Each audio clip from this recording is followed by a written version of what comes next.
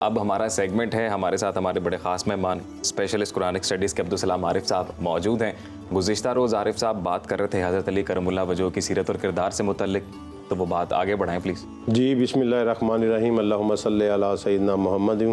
وعلی آلہ وصحابہ وبارک وسلم۔ کل ہم مولا علی علیہ السلام کے زندگی کے درخشندہ جو واقعات تھے نا، ان پہ ہم نے ختم کیا تھا۔ اس میں ایک واقعہ جو میں بہت ضرور بیان کرنا چاہتا ہوں، جو مولا علی کی یکتائی جو بہادری تھی نا، یعنی کہ ہی واز دا اپنی ٹائپ کے ایک ہی تھے وہ، جی جی ٹھیک ہے۔ وہ اس واقعے میں اور بھی وہ خیبر والے واقعے سے بڑا واقعہ ہے، اگرچہ ہماری تاریخ میں ہماری کتابوں میں مشہوری وہ خیبر والے واقعے کو زیادہ ملی، لیکن یہ جو غزوہ خندق والا واقعہ ہے نا، اس میں ایک کفار کا ایک سردار تھا عمر بن عبد ود، اور یہ کوئی بہت بڑی بلا تھی،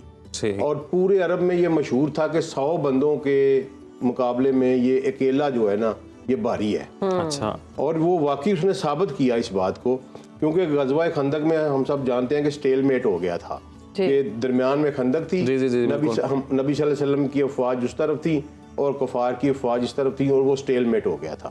لیکن یہ ایک ایسا بندہ تھا کہ اس نے گھوڑا دوڑا کے اس گھوڑے سے لانگ جمپ کیا اور خندق کو کراس کر خندق پار کی، بالکل خندق پار کر لی جب اس نے، اور پھر اس نے تیر مارا ایک، اور اس کو پتا تھا کہ نبی صلی اللہ علیہ وسلم کا وہ خیمہ براؤن کلر کا خیمہ تھا، جب کو پتا تھا کہ یہ نبی صلی اللہ علیہ وسلم کا خیمہ ہے، تو اس نے اس خیمے کے اوپر تیر مارا، اور وہ تیر خیمے کو چھیدتا ہوا اندر گیا، لیکن اللہ کا مہربانی کہ نبی صلی اللہ علیہ وسلم اس وقت خیمے سے باہر تشریف فرما تھے، اور اس نے نبی صلی اللہ علیہ وسلم کو نام لے کے جو ہے نا تو پکارنا شروع کر دیا اور مقابلے کی دعوت دینی شروع کر دی، لیکن اس کا نام اتنا بڑا تھا کہ کوئی اس کو جواب نہیں دے رہا تھا، ڈرتے تھے لوگ، اور اخیر نبی کریم صلی اللہ علیہ وسلم نے کہا کہ کوئی ہے جو اس کتے کی زبان کو بند کرے، بکواس کیے جا رہا تھا، یہی الفاظ نبی صلی اللہ علیہ وسلم نے یوز کیے کہ کوئی ہے جو اس کتے کی زبان کو بند کرے۔ تو پھر مولا علی تلوار لے کے اٹھے، تو اس وقت نبی صلی اللہ علیہ وسلم نے فرمایا کہ علی دیکھ لو یار، یہ عمر بن عبد ود ہے، تو مولا علی نے فرمایا کہ یا رسول اللہ آپ دعا کریں، کوئی مسئلہ نہیں۔ تو یہ اتنا مغرور، اتنا طاقتور تھا کہ یہ جب سامنے گیا نا تو اس نے دیکھا کہ میرے مقابلے میں بندہ آ گیا ہے، تو اس نے کہا یہ تو ہوا ہی نہیں کبھی، عرب میں تو یہ ہوا ہی نہیں کہ وہ میرے مقابلے پہ آ جائے، تو اس نے گھوڑے سے چھلانگیں لگائی اور تکبر میں آ کے گھوڑے کی ٹانگیں اس نے اپنے کی خود ہی کاٹ دیں۔ اچھا، کہ میں واپس نہ جا سکوں، واپس نہ میں جانے والا نہیں واپس، یہ اگلے بندے کو میسج تھا کہ میں اب واپس جانے والا نہیں ہوں۔ تو پھر اس نے یہ کہا کہ میری عادت ہے کہ جو میرے سامنے لڑتا ہے نا اس کو میں 3 باتوں کی دیتا ہوں کہ آپ 3 فرمائشیں پوری کر لو۔ اچھا، تو مولا علی کو اس نے کہا پہلے بتاؤ ہو کون، تو جب مولا علی نے بتایا کہ میں علی بن ابی طالب بن عبد المطلب ہوں، تو اس نے کہا تم تو میرے دوست کے بیٹے ہو، میں تو تم سے لڑنا نہیں چاہتا، ابو طالب میرا دوست تھا۔ تو علی نے کہا کہ میں تم سے لڑنا چاہتا ہوں بلکہ تمہیں قتل کرنا چاہتا ہوں، یہ الفاظ مولا علی نے یوز کیا۔ وہاں سے وہ غصہ کھا گیا۔ غصہ کھانے کے بعد جب اس نے، اور یہ روایت میں لکھا ہوا ہے کہ تمام صحابی اپنے پنجوں کے بل کھڑے ہو کے یہ جوڑ دیکھ رہے تھے، یہ جو دنگل تھا وہ دیکھ رہے تھے۔ تو اس نے مولا علی پہ اٹیک کیا، مولا علی کو تھوڑا سا زخم بھی لگا، لیکن پھر واپسی جو اٹیک ہوا نا اس میں اس کے 2 ٹکڑے ہو گئے، ایسے سر سے وہ چیرا اس کو اور وہ 2 ٹکڑوں میں تقسیم کر دیا اس کو۔ یہ بہت بڑا واقعہ تھا، اور غزوہ خندق میں سب سے بڑا واقعہ ہوا بھی یہی۔ تو یہ مجھے تو بہت اچھا لگتا ہے، تو میں جہاں بھی مولا علی کا ذکر آتا ہے تو میں اس واقعے کو بیان کرتا ہوں۔ اچھا، اب ایک دوسرا واقعہ جو کل میں نے آپ کو کہا تھا کہ میں آپ کو بعد میں بتاؤں گا، بہت ساری حدیث جب ہم دیکھتے ہیں نا تو وہ نبی صلی اللہ علیہ وسلم نے ارشاد فرمائی مولا علی کی محبت کے سلسلے میں اور مولا علی کے بغض کے سلسلے میں، صحیح، ٹھیک ہے نا۔ مثلا یہ ایک عجیب و غریب سی چیز ہمیں ملتی ہے، اور یہ صرف مولا علی کے سلسلے میں ملتی ہے، اور کسی صحابی، سب کی بڑی بڑی فضیلت ہے، نبی صلی اللہ علیہ وسلم کے ساتھ رہے، سارے ہی ہمارے لیے ہماری آنکھوں کے تارے ہیں، ہمارے سروں کے تاج ہیں، لیکن یہ صرف مولا علی کے ساتھ ہوا۔ تو اس پہ میں نے کافی سارا غور کیا، پھر کہ میں نے ڈاکٹر اسرار صاحب اللہ رحمت کرے ان کے اوپر، میں اس حوالے سے ان کے پاس گیا بھی، میری گفتگو بھی ہوئی۔ اچھا، تو انہوں نے پھر مجھے ایک حدیث نکال کے دکھائی مستدرک الحاکم سے، جس میں نبی صلی اللہ علیہ وسلم نے فرمایا کہ علی میری امت میں تمہاری مثال عیسیٰ کی طرح کی ہے، جس طرح یہودیوں نے عیسیٰ سے بغض کیا اور تباہ و برباد ہو گئے، اور عیسائیوں نے عیسیٰ سے ضرورت سے زیادہ محبت کی اور تباہ و برباد ہو گئے، اور تمہاری وجہ سے میری امت کے 2 طبقے بھی جو ہیں وہ جہنم میں جائیں گے، ایک وہ طبقہ جو تم سے بغض رکھے گا اور ایک وہ طبقہ جو تمہاری محبت میں غلو کرے گا۔ اور پھر مولا علی نے وہاں خطبہ دیا اور فرمایا کہ میں نہ نبی ہوں، نہ میرے اوپر وحی آتی ہے، میں اللہ کے نبی کا پیروکار ہوں، ان کی سنت کی اتباع کرتا ہوں، اور مجھے وہیں رکھو جو میں ہوں۔ تو یہ واقعی 2 طبقات بننے تھے ہماری امت میں، اس لیے نبی کریم صلی اللہ علیہ وسلم نے باقاعدہ اس کا جو ہے نا جی تدارک کیا اس چیز کا۔ اور پھر ایک بہت بڑی حدیث دیکھیں،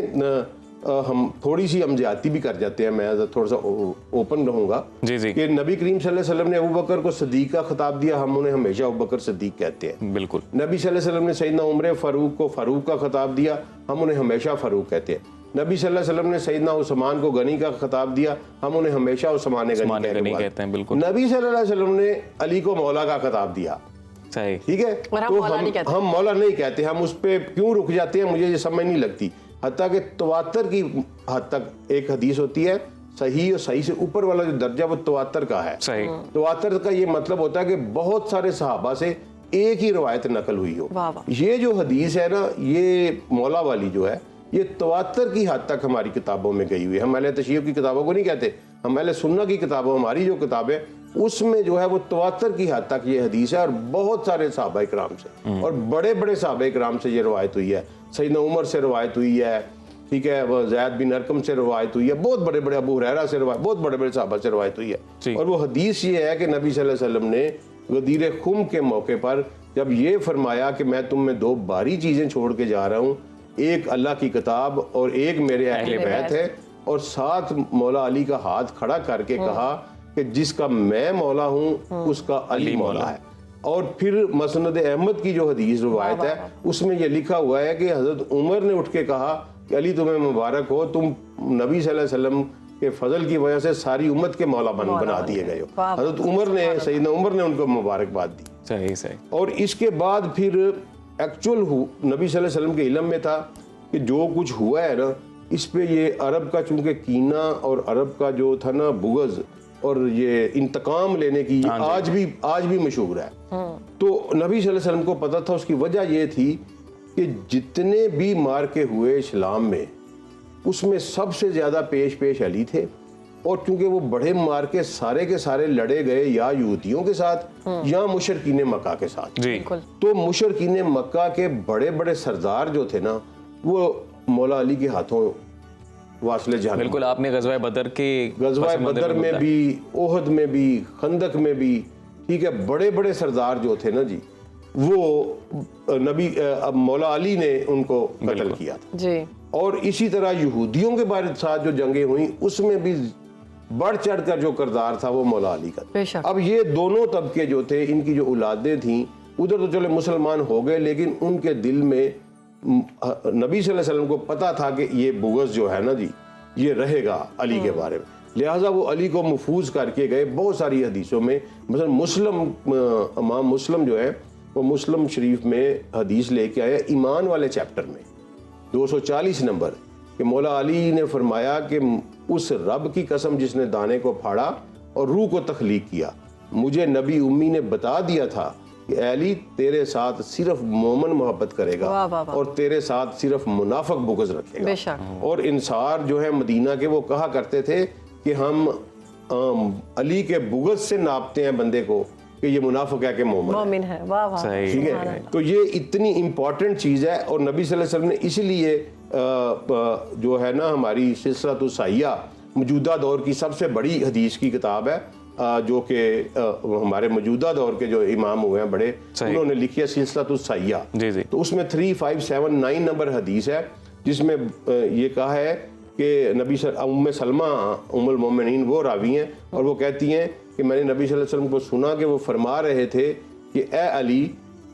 جو تجھ سے محبت کرے گا وہ مجھ سے محبت کرے گا، اور جو مجھ سے محبت کرے گا وہ اللہ سے محبت کرے گا، اور جو تجھ سے بغض رکھے گا وہ مجھ سے بغض رکھے گا، اور جو مجھ سے بغض رکھے گا وہ اللہ سے بغض رکھے گا۔ تو یہ جو کچھ بعد میں ہوا، پھر جس کے ذریعے سے پھر مولا علی کو شہید بھی کیا گیا، تو وہ واقعی میرا مطلب